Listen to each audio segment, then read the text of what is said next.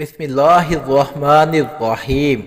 شہوت جب دماغ پر سوار ہو جائے تو اس میں یہ فائدہ ہے کہ اگر تم شہوت کو روک لو گے تو جس قدر تم شہوت کو روکا ہوگا اس سے 1000 گنا تمہیں ثواب حاصل ہوگا۔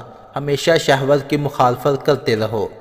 اپنے نفس کو اہل کمالات بزرگوں کی عقول کے امداد کے بغیر کب مغلوب کر سکتے ہیں؟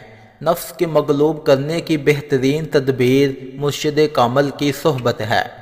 اے فنون کے ماہر، اگر تم کسی کنویں کے اندر بیٹھ جاؤ اور طلب رزق کی پرواہ نہ کرو تو رزق تمہارے پاس خود چل کر کب آئے گا؟